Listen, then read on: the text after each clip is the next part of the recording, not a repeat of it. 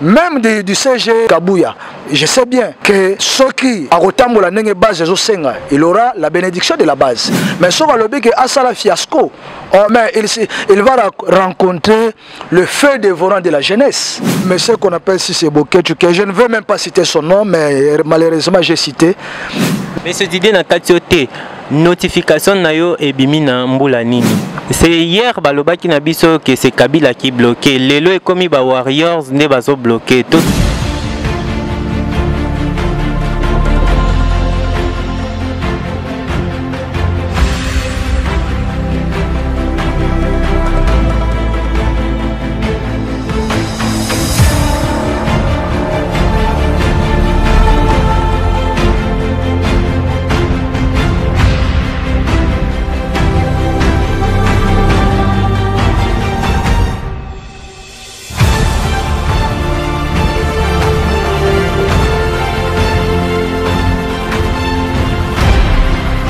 Mesdames et messieurs, bienvenue dans ce magazine, bienvenue dans cette émission Entretien avec.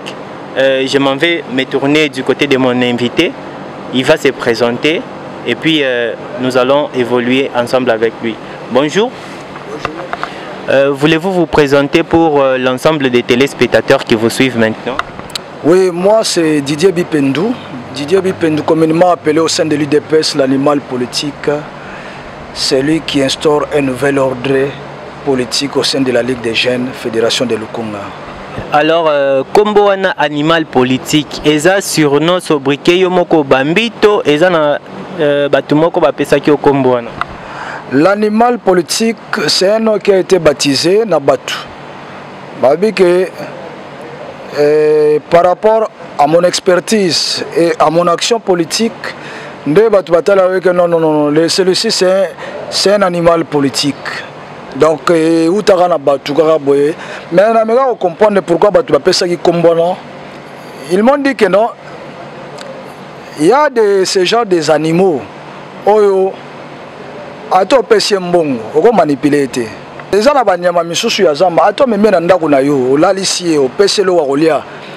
Comme c'est un animal, il va rester dans sa vraie nature de l'animal. Donc c'est-à-dire l'animal politique dans un contexte beaucoup plus clair, et que quelqu'un qu'on ne peut pas manipuler, qu'on ne peut pas entraîner dans un sale coup. Alors, eloko ememi biso awa avant de aborder le sujet ya makasi, tolinga kito e bananu premièrement, bonne santé et la Ligue des Jeunes au sein de l'UDPS. En tout cas, la santé de la Ligue des Jeunes Fédération de Lukunga, parce que moi, en tant que le nouveau patron de la fédération, je dois beaucoup plus parler pour la fédération. Nazali appelé à chapeauter et à diriger. Donc santé et à jeunesse, ça malam parce que je vois avec la nouvelle dynamique au sein de cette ligue des jeunes incarnée par moi-même l'animal politique. Là on sentit déjà moto moko bozo mata oyo etikala jamais kozala. C'est-à-dire prise de conscience. Jeunesse alinga arraché liberté naé, alinga zoasiko le devant ya maramobele parce que maramobele za ya olala na kati ya fédération Lukunga. Maintenant c'est la jeunesse qui va donner un nouvel élan. Il y a politique, il y a chef de l'État, puis il y a UDPS na kati ya fédération. Selon ba information à notre possession, ezana président moko ya Ligue des Jeunes Oyo Sphinx Etienne Tshisekedi wa Mulumba pe à son âme Atika na kombo ya Pati Tumba. Est-ce que posa émanation il y a même cadre wana ou bien ozo bimana nomination il y a CG Augustin Kabouya. Expliquez-nous qu'est-ce qui se passe parce que crise il y a leadership na kati ya fédération Lukunga ezo poser problème ou nene. Dites-nous un peu comment est-ce que vous vous êtes retrouvé là. Non, quand on a des détails concernant Pati Tumba parce que c'est aussi un animal engagé dans la politique. Pati Tumba, il n'a jamais été nommé président fédéral. Nous sommes les bibliothèques vivantes de cette fédération. On a l'histoire à donner à tous ces jeunes gens qui ont recruté, qui ont formé pour baser la leader parce qu'il y a une crème intellectuelle qui s'affiche. Il y a une jeunesse qui s'affiche déjà dans pour le leadership et le lobby. Pati Tumba, il était nommé par la décision du président du parti à l'époque comme secrétaire exécutif de la fédération.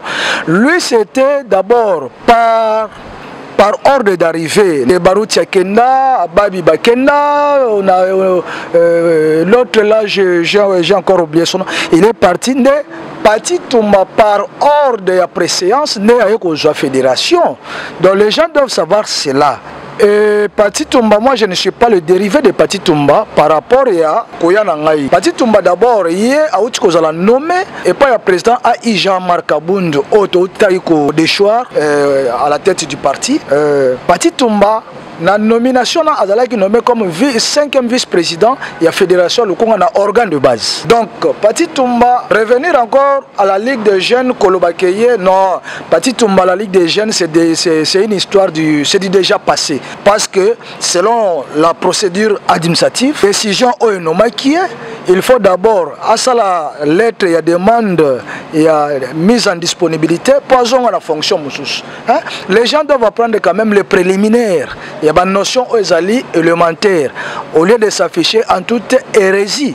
Hein? Parce que IDPS, nous devons aussi faire la promotion de la crème intellectuelle. Hein? Nous avons quitté l'opposition, nous sommes maintenant un parti au pouvoir. Nous devons faire la promotion de l'élite intellectuelle. Voilà un objectif d'abord à la tête de la fédération, c'est faire la promotion de la crème intellectuelle. Et dire aux gens qui défient plusieurs fois l'UDPS qu'ils appartiennent à Batangate. Non, moi je suis cadre, je suis licencié en sciences politiques, département de relations internationales, c'est une valeur pour le parti. Et nous, à la tête de la fédération, nous allons faire la promotion de l'élite intellectuelle. Parce que Fachi a besoin de cette crème pour nous pérenniser le combat ou l'idéologie. Voilà. En tout cas, fidèles téléspectateurs, éclaircissement, M. Didier Apesi Yangoana, je pense à Outi Kolobango que Pati Toumba Azakine nommé secrétaire Nakati, ya fédération, ya Lukunga, et non le contraire par rapport au Batubaebi, que Pati Toumbanda Koka Kozala, président de la Ligue des jeunes, ya fédération Lukunga. Alors, président, avant de clore sujet Oyo, n'est-ce pas, Tolingi quand même au sa moins lumière. Yo, Eza sur ordre, il y a Jean-Marc Abound, président AI. Il y a Kalaya, UDPS Moutou, à Salaki était yo Ozala, président Ligue des jeunes. Topé eza na ordre ya Augustin Kabouya. Tosi lisali kambwana pambate toyebi que nungu et ebamaki na koloba mamakasi désordre koti na Ligue des jeunes, éclaircir biso avant tout les cas na ba sujet. Oui, l'éclaircissement de taille, il faut pas capitaliser Zali d'abord que l'UDPS c'est le pyramide renversée. Donc c'est-à-dire c'est au niveau de la base que tout se conçoivent et s'exécute maintenant pour être exécuté par ceux qui sont à la hiérarchie. Donc d'abord la jeunesse de l'UDPS, Bango Moko, avec la bénédiction du président fédéral Claude Kabala. Alors vu que la cacophonie est qui a leadership, le président Kabala dit que non. Comme le président de la Ligue des jeunes, Emmanuel Dioko, avait échoué à sa mission de pouvoir mettre la paix au sein de toutes les fédérations, ce n'est pas seulement Lukunga, c'est presque toutes les fédérations. C'est alors que le président Kabala a mis en place une commission qui devrait composer comité d'union et à fédération. Chose qui a été faite. Moi, je suis le produit d'une large consensus. Par expertise, il y a M. Didier Bipindu. Par son savoir-faire. M. Didier Nakatiote, notification nayo et bimina mbula nini? Non, notification est allée en cours. Parce qu'avec la nouvelle configuration à la tête du parti, donc nous sommes allés droit vers le Congrès. Mais du moins, il ne faut pas la structure éthique en désordre. C'est alors que comme la Ligue des jeunes, dans son article 50, on lui reconnaît les prérogatives, il y a qu'à s'organiser librement. C'est là où les gens ne comprennent pas. Nous avons aussi dans nos prérogatives les droits de nous organiser librement. Pour s'organiser librement, c'est-à-dire quoi? Nous avons cette liberté de voir que parmi nous, nous devons nous faire un choix judiciaire pour voir qui peut animer la masse qui peut prendre le bâton de commandement. Ça fait partie de l'organisation de la Ligue des jeunes. Ça ne demande pas que quelqu'un puisse s'inféoder ou bien s'immiscer dans l'organisation. Non, les gens doivent comprendre l'article 50 au lieu de comprendre ça de façon biaisée pour tirer les choses à son côté. Voilà un peu. Changeons de chapitre. Tobeta Masolo, il y a social, n'est-ce pas? 3 ans déjà depuis que M. Félix Tshisekedi a accédé à Kiti en tant que chef de l'État.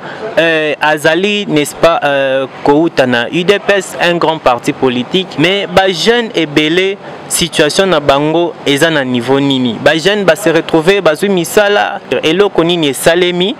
Durant 3 ans, il y a chef de l'État. Par rapport, il y a espoir, les jeunes bazaki nango, Namakambotali emploi na RDC. Je serai un peu plus bref et droit au but. D'abord, je prends le secteur, par exemple, avec le ministre des Finances, Nicolas Kazadi, le premier de la classe de la maison. Donc, dans la réalisation, Nicolas Kazadi Azali Kosala. Mais c'est le chef de l'État. Parmi ceux-là qui sont en train d'élever, qui font la fierté des warriors, c'est Nicolas Kazadi. Mais vous le savez très bien que beaucoup de téléspectateurs s'inquiétaient. Warrior, saboter l'action d'un chef de l'État. Vous m'avez posé la question de savoir les sociales et les gouvernements, les attentes, l'emploi de la jeunesse. D'abord, moi, je suis jeune, je me retrouve dans ce gouvernement au cabinet d'un ministre. C'est parce qu'on a jugé bon que non, avec l'expertise de Didier, il peut être utile pour le bon fonctionnement du cabinet. Et plus grave encore, Makam Missoussou, il faut retarder par secteur. Le chef de l'État était clair qu'il y a certains secteurs qui souffrent des animateurs qui sont appelés à faire le travail. Ministre de l'économie. Non, c'est aberrant.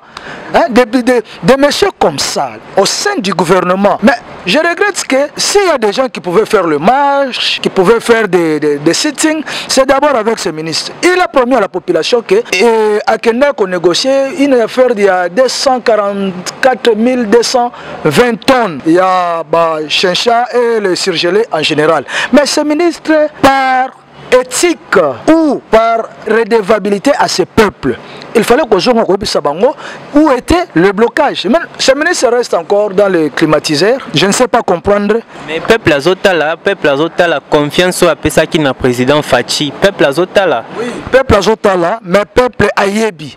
Que nous sommes dans un gouvernement, il y a coalition avec les autres. C'est hier baloba qui n'a biso que c'est Kabila qui bloqué. Lelo et comme Warriors ne baso bloqué. Tozo kendewa puis monsieur Didier. Non, Warriors, ceux qui dans le but que Warriors va bloquer. C'est hier baloba qui n'a biso que c'est Kabila qui bloqué. Lelo et comme Warriors ne baso bloqué. Tozo kendewa puis certains animateurs qui ne sont pas, je peux dire, à la hauteur de la gestion de la République. Ils souffrent. Peut-être le ministre à sa place azoye baté. Il faut pas que ne reçoive matière et pas à Nicolas Kazadi. Parce que y a déjà la vision. Il y a un secteur qui a déjà ciblé la réalisation où les alaki n'attendent la population. Mais les autres ministres vont éviter. Ils doivent venir se ressourcer auprès de Nicolas Kazadi. En tout cas, on est en train d'évoluer, n'est-ce pas? Vous allez nous parler de quelques actions du chef de l'État durant son mandat. 3 ans déjà quand même, ça nécessite, ça laisse à désirer. Hein? Moi, mini bilan, selon M. Didier, grandes actions où le chef de l'État s'est posé pour que le peuple va se sentir quand même na espoir moko yasikalisu. D'abord, ma grande réalisation, c'est d'abord la sécurité qui se vit au niveau national, à l'intérieur du pays. Parmi ma réalisation, le chef de l'État a beaucoup plus misé ses efforts dans instauration à sécurité à Mboka. Et puis parmi ma réalisation, nous avions perdu la Gécamine. Nous venons de récupérer la Gécamine. Parmi les réalisations, il y a le projet 145 territoires. Monsieur Didier, au lobby, tu perds qui Gécamine, alors que Gécamine est à l'État congolais. La Gécamine a été bradée. Avec l'ancien régime, bon, comme il n'était pas animé par un souci à gestion républicaine, ils ont vendu des carrés miniers aux expatriés et les Katangais, le Congolais en général. Ils étaient là, Bayabaki Yango, c'est là où je vois que le peuple congolais de fois a mis yebi malamute que yemoko nazali géniteur il y a destruction à Congo parce que lelo avec les efforts que Fachi est en train de faire on ne sent pas j'ai quand même yango toujours récupéré presque non mais ba yango déjà babani ko relancer par le chef de l'État on ne sent pas population ko brandir, ko ganga que non en tout cas Fachi ou Mela. Mais seulement dans ce pays que Fachi ne s'inscrit pas dans le populisme, dans les lui il est beaucoup plus dans le travail. C'est ce que les gens doivent comprendre. Fachi c'est beaucoup plus le travail. Non, lui il est concentré au travail. Parmi les réalisations, nous avons le prix du billet de l'avion, nous avons d'abord le passeport qui venait de rabaisser. Non, c'est pas à 100 $, c'est à 99 $. D'ailleurs, moi, je me prépare pour aller à l'Équateur avec l'équipe. Nous allons à l'Équateur pour préparer pour la tournée du chef de l'État. Donc, j'ai vu que mon billet que j'ai acheté, c'est vraiment du concret. Ce n'est pas des choses qu'on raconte. Non, je suis allé là-bas, j'ai trouvé qu'il y a du concret. Si je paye 8 $ le sac, j'imagine. Oui. Secteur misusu oyo na bato bazolo belate lelo bato bele bazo finga Fachi par-ci par-là mais vous n'entendez pas que mutumo ba enlever to mutumo porter disparu to bachi na cachot non bato tout bazali en sécurité donc moi Lamboka monsieur Didier omonaki avant incessamment awa balakisi président Martin Fayulu a sali tourner na Grand Équateur tomoni eloko motuya makasi eza que ba congolais bazaki ko répondre massivement na appel na ye.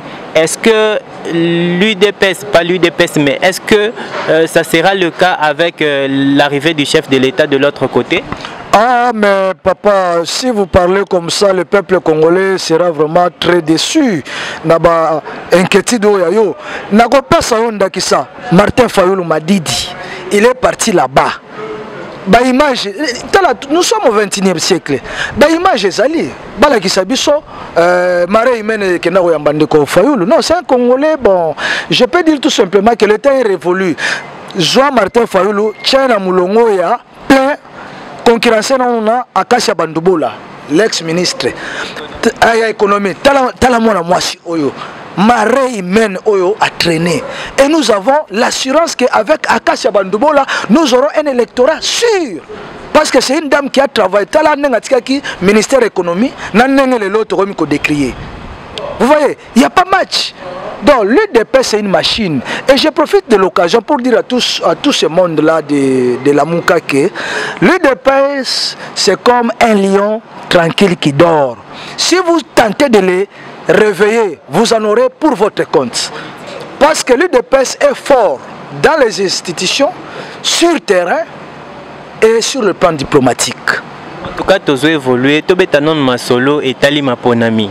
Masolo ezobeta ma glissement te. Ba deux confessions religieuses oyo et bani église catholique na protestante ba ke comme na président et assemblée nationale pour na kosenga na session ya glissement ou pas glissement, qu'est-ce qui se passe? Le chef de l'État nous avait promis il y aura bel et bien élection en 2023. Mais la CENI s'inquiète un tout petit peu, financement et ainsi de suite. Que se passe-t-il? Non, il y aura des élections. Le chef de l'État, c'est un garçon qui a grandi dans sa famille.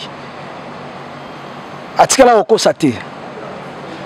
Atikala se compromettre dans Malobanaye. C'est un monsieur correct. Il a promis les élections, vous aurez les élections. Avec ou sans cette CENI, Tshisekedi va battre tous les candidats qui seront devant lui. Je mets tout le monde à défi. Même si on prenait cette CENI-là, on la donne chez la Bécholé, on la donne même chez Fridolé Ambong. Et Bonga Kosala Yango, n'est-ce pas, Kopé Sabango, parce que tu es dit que Bango ne va pas maponomi namboka nabiso des années. Bon. Même si les assos sont en ordre du jour.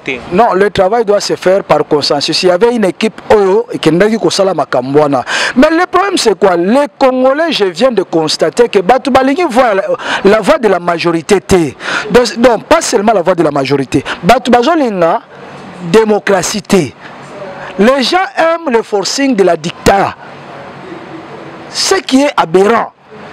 Les gens, quand vous acceptez, il y a un système démocratique. Mais vous devez vous assumer. Dans le système démocratique, lorsque la voix de la majorité remporte, vous devrez automatiquement vous incliner. Mais ils étaient 8 confessions religieuses, 2 ont boycotté.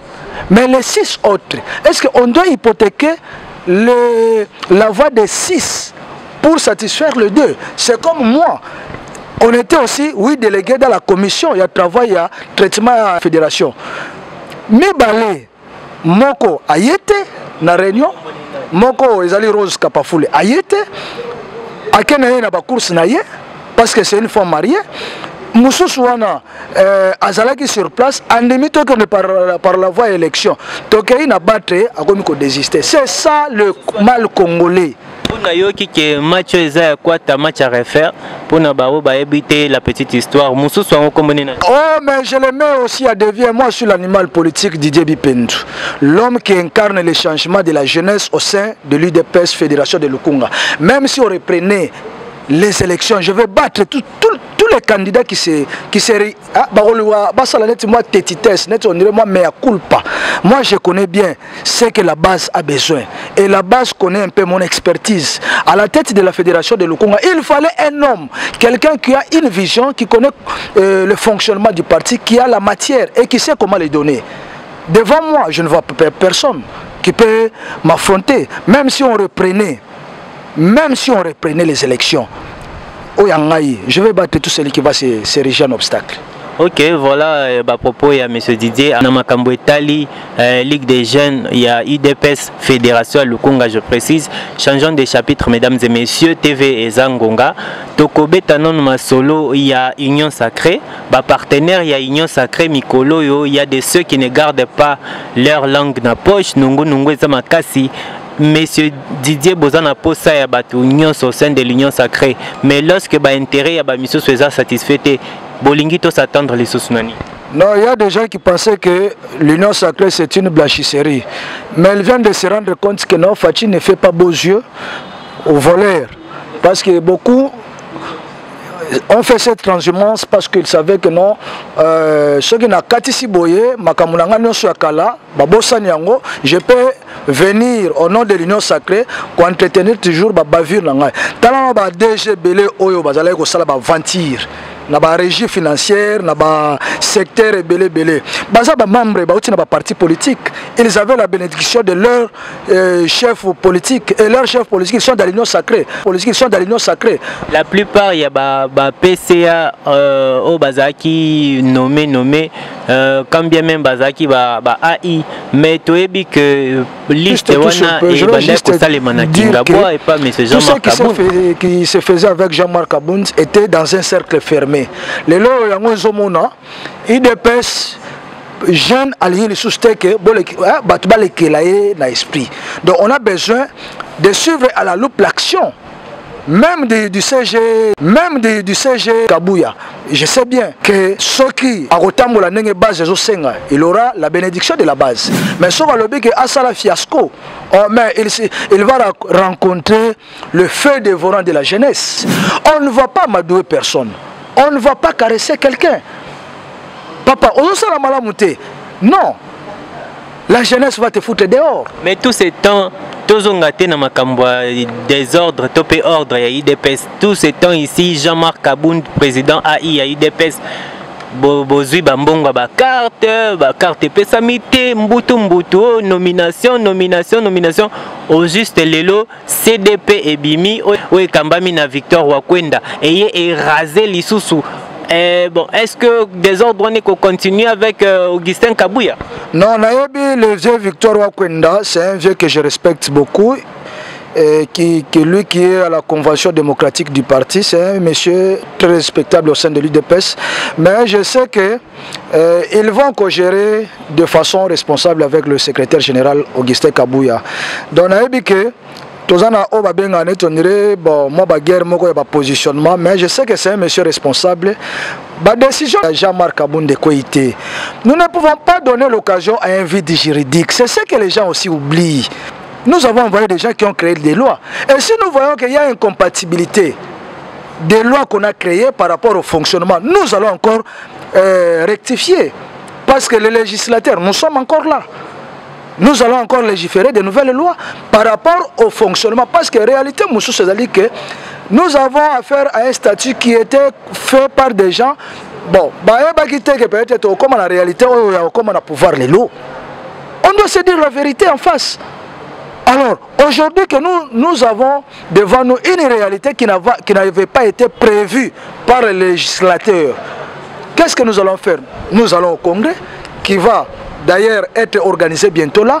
Et quand la Magamounion sonne, que les vieux Wakwenda prennent son mal en patience, qu'il laisse faire que le secrétaire général Augustin Kabouya a sa moussala oyo. Bana poto ba Holandayo sikoyo, bana Angola ba Holandayo, ba partisans ya IDPS basé belé, tango évoqué congrès, c'est pour bientôt c'est quand?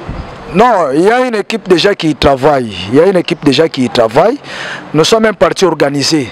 Bana poto beaucoup de biloko bato maboma na bazana nangam kunate le monsieur qu'on appelle Sissé Boketu, que je ne veux même pas citer son nom, mais malheureusement j'ai cité. Là c'est un fou joyeux, hein, c'est un fou joyeux. Donc moi je sais que nous avons une diaspora qui réfléchit. Une diaspora qui réfléchisse. Parce que nous-mêmes, c'est grâce à cette diaspora que nous avons survécu pendant la période de la Kabylie. Mais aujourd'hui, je commence à voir cette diaspora commencer à être instrumentalisée. Mais avec raison, M. Didier, diaspora baye accompagner le président Fachi, la présidence Batondani, Bangonde Kaka, diaspora. Résultat sur terrain, rien. Conseiller chef de l'État, conseiller Malamou Bapesi Fachi Béton, au peuple congolais senti changement. Exact, diaspora, autant aux diaspora, mais ça compliqué. Non, bientôt là, vous verrez le fruit de la diaspora, Pembele à chef de l'État. Écoutez, les gens doivent se dire aussi, doivent se mettre en tête que le chef de l'État, ce n'est pas un petit monsieur que, à quoi on a battu là, non. Il sait des gens qu'il a placés à ses côtés. Hein? Le moment venu, c'est un père de la famille. Il sait que, moi, on appelle ça que Moussala n'a pas évalué pendant Tamboui. Laissons le temps au chef de l'État d'évaluer un peu ses conseillers. Nous ne sommes pas là, nous n'allons pas nous mettre à la place du chef de l'État pour sanctionner Batou. Non. Le conseil du chef de l'État, erreur, oui. Il faut le prendre à part. Hein? Ce sont des considérations particulières. Donc ce ne sont pas tous les conseils. D'ailleurs, la majorité doivent se réjouir au niveau de l'Europe que le chef de l'État leur a fait confiance. Il a pris beaucoup d'entre eux qui sont avec lui. Et tous les bruits qu'ils font là-bas, donc moi je n'arrive pas à comprendre parce qu'à l'interne, nous disons que le chef de l'État a fait beaucoup de confiance à la diaspora. Mais au niveau extérieur, nous voyons que cette diaspora être instrumentalisée. Ah bon, je ne sais pas à quel sens c'est voué. En tout cas, totikal na minute muke penza M. Didier au Kolimbisa biso tolingaki totuna quelques 3 mitona ya suka ya liboso lokola boza parti o ezaki ko prôner le peuple d'abord.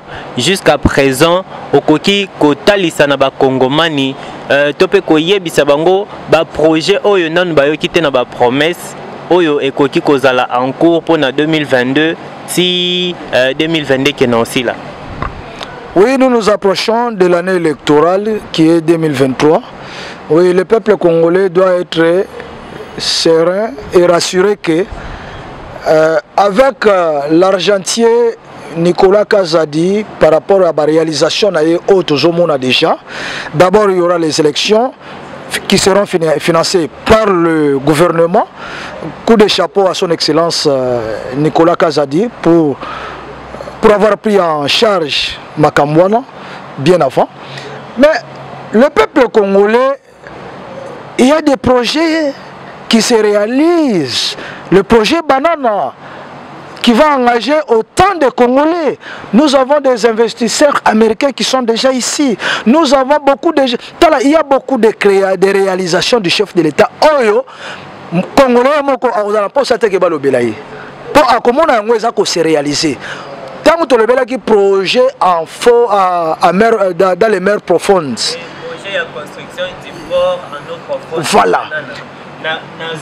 Rappeler na ba téléspectateurs na kolakisa bino bilili na utaki kuna incessamment na pesi mbote na caméraman nga monsieur Mvwama Joël azalaki na biso na place bapozaki pierre ya construction en eau profonde et misala bisila ezo banda o tomonaki sur terrain to kolakisa bino na émission oyo ezali koya. Alors tozonga monsieur Didier Obanda le baba projet ya minene oui. Donc le projet, la réalisation, le chef de l'État n'est pas seulement un parolier, c'est un homme qui passe aux actions. Est-ce que vous avez enseigné à Minoko? Ils ont le soutien.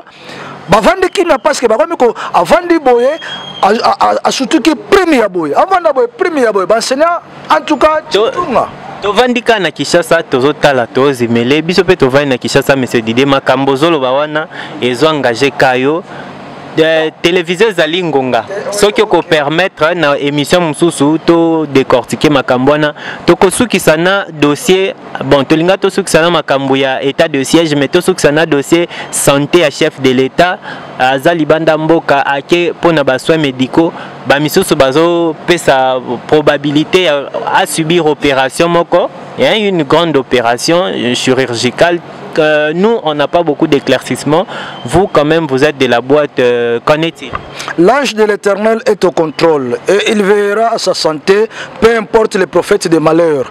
Le chef de l'État, en tant qu'une personne normale, il peut aller se faire visiter par son médecin, il peut aller faire ses contrôles médicaux, mais c'est aberrant de voir les ennemis de la nation. Comment on a prédit déjà,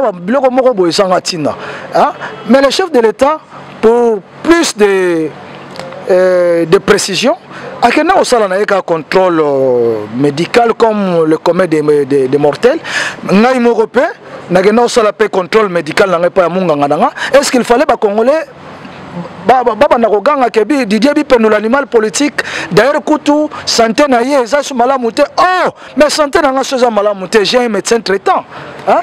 Comme le chef de l'État azana médecin na traitant que les Congolais soient calmes parce que le chef de l'État c'est un bon papa à Monique vu le travail qu'il a il doit aller quand même attamoli autant de kilomètres pour aller chercher les investisseurs, pour aller imposer un peu la voix du Congolais dans les concerts des nations. Chose qui était impossible.